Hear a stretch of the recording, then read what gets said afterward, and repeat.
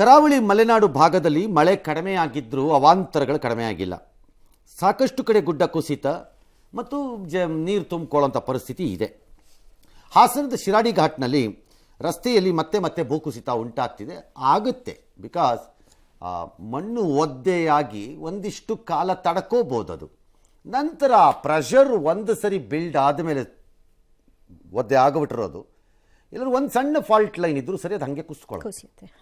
ಅದಕ್ಕೆ ಮಳೆ ಬರೋವಾಗಲೇ ಆಗಬೇಕು ಅಂತೇನಿಲ್ಲ, ಮೇಲೂ ಆಗತ್ತೆ. ಯಾಕಂದರೆ ಮಣ್ಣು ನೀರು ಒಳಗೆ ಇಳಿದು ಅದು ಮಾಡೋ ಅನಾಹುತ ಮಾಡುತ್ತೆ. ಆಮೇಲೆ ವಾಹನ ಸವಾರರು ಪರದಾಡ್ತಿದ್ದಾರಂತೆ. ಸಕಲೇಶ್ಪುರದ ಬಳಿ ದೊಡ್ಡ ತಪ್ಪಲು ಬಳಿ ಮಣ್ಣಿನ ಕಾರ್ಯ ತೆರವು ವಿಳಂಬವಾಗಿದ್ದಕ್ಕೆ ಸವಾರರು ಆಕ್ರೋಶ ವ್ಯಕ್ತಪಡಿಸಿದ್ದಾರೆ. ಒಂದೊಂದು ಸರಿ ನಮಗೂ ಒಂಚೂರು ಪೇಷನ್ಸ್ ಅನ್ನೋದು ಬೇಕಾಗತ್ತೆ. ನೀವು ತಕ್ಷಣ ತೆಗಿಲಿಲ್ಲ ಅಂತನಕ್ಕೆ ಅದೇನು ಮ್ಯಾಜಿಕ್ ಅಲ್ಲ ಅದು. ಎಷ್ಟೋ ಸರಿ ಗುಡ್ಡಗಳ ಕುಸಿತದ ಮಣ್ಣನ್ನು ತೆಗೆಯುವಾಗ ವಿಪರೀತವಾದ ಎಚ್ಚರಿಕೆಯಿಂದಾನೇ ಕಾರ್ಯಾಚರಣೆ ಮಾಡಬೇಕು. ಕಾರಣ ತೆಗೆಯುವಾಗ ಮತ್ತೆ ಮರು ಕುಸಿತಗಳಿರುತ್ತವೆ. It's very dangerous. ಈ ಕೇಸ್ ನನಗೆ ಗೊತ್ತಿಲ್ಲ ಏನಾಗಿದೆ ಅಂತ.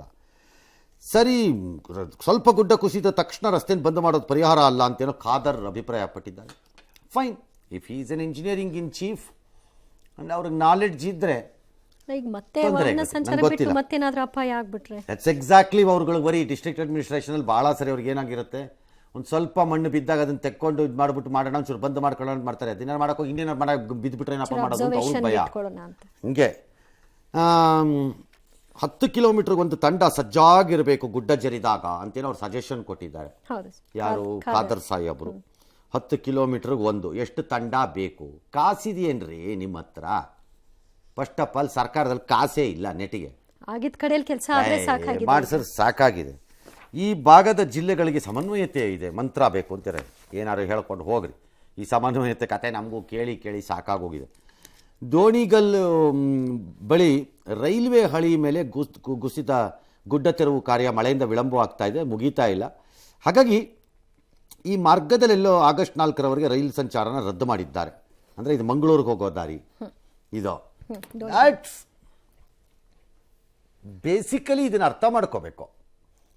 ಹಾಸನ ಮತ್ತು ಮಂಗಳೂರಿನ ನಡುವೆ ಇರುವಂತಹ ರೈಲು ಮಾರ್ಗ, ಕೊಂಕಣ ರೈಲ್ವೆ ಕಟ್ಟಿರೋದು ಪ್ರಕೃತಿಗೆ ಸವಾಲು ಹಾಕಿ ಕಟ್ಟಿರುವಂತಹ ಮಾರ್ಗ.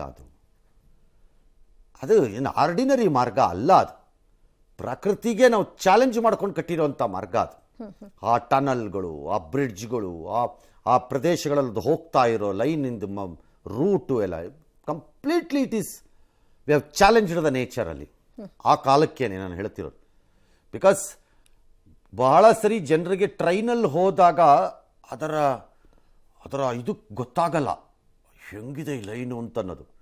ನಾವು we have travelled on trolley, mechanised ಟ್ರಾಲಿಲಿ ಟ್ರಾವೆಲ್ ಮಾಡಿದ್ದೀನಿ ಮಂಗಳೂರು ಟು ಹಾಸನ್. ನಾನು ಓಪನ್ ಟ್ರಾಲಿನಲ್ಲಿ 4 ಜನ. ಹಾಗಾಗಿ ಗೊತ್ತಾಗುತ್ತೆ ಅದರಲ್ಲಿ ಹೋದ್ರೆ ಅದ್ರದ್ದೇನು ಅಂತ. ಹಾಗಾಗಿ this is bound to happen. ಇದನ್ನು ಆಗಬಾರ್ದು ಅಂತ ನೀವು ಯಾರೂ ನಿರೀಕ್ಷೆ ಮಾಡೋಕ್ಕಾಗಲ್ಲ, ಸಾಧ್ಯನೇ ಇಲ್ಲ. ಇದು ಏನೋ ಪ್ರಯಾಣಿಕರು ಬಸ್ಸು ವಿಮಾನಗಳನ್ನ ಆಶ್ರಯಿಸಬೇಕು ಅಂದಿದ್ದಾರೆ. ಅದೇನು ವ್ಯವಸ್ಥೆ ಇದೆಯೋ ಆ ವ್ಯವಸ್ಥೆಯಲ್ಲಿ ಹೋಗ್ತಾರೆ. That is one route. ತಪ್ಪಿ ಏನಾದರೂ ಕೊಡಗಿನ ಕಡೆಯಿಂದ ರೂಟ್ ಅಲ್ಲೆಲ್ಲೂ ಗುಡ್ಡ ಕುಸಿತ ಆಗಿಲ್ಲ ಅನ್ನೋದಾದರೆ ನೀವು ಆ ಕಡೆಯಿಂದಾನು ಹೋಗ್ಬೋದು ಮಂಗಳೂರಿಗೆ. ನಾಟ್ ನೆಸೆಸರಿ ಈ ಕಡೆಯಿಂದಾನೇ ಹೋಗಬೇಕು ಅಂತೇನಿಲ್ಲ. ಎಸ್,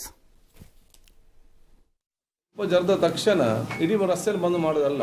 ಅಂತ ಅಗತ್ಯತೆ ಇದ್ದರೆ, ಡೇಂಜರ್ಸ್ ಇದ್ರೆ 4 ಜಿಲ್ಲಾಧಿಕಾರಿಗಳು ಪೊಲೀಸ್ ಅಧಿಕಾರಿ ಚರ್ಚೆ ಮಾಡಿಕೊಂಡು then they have to close. ಯಾಕೆ ನಮ್ಮೊಂದು ರಸ್ತೆ ಮಾಡಬೇಕಾದ್ರೆ ಗುಡ್ಡ ಕಡಿತ ಕಟ್ ಡೌನ್ ಮನ್ಫಿಲ್ ಮಾಡಬೇಕು.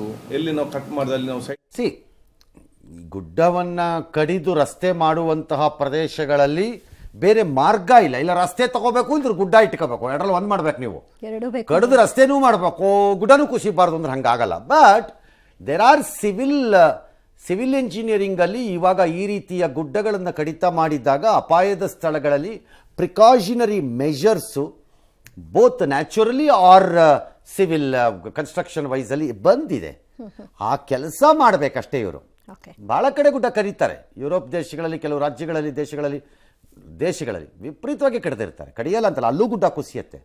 ಬಟ್ ಆ ಪ್ರಿಕಾಷನ್ಸ್ ತೊಗೋಬೇಕಷ್ಟೇ. ಅವ್ರೇನು ತೊಗೋತಾರೋ ಗೊತ್ತಿಲ್ಲ.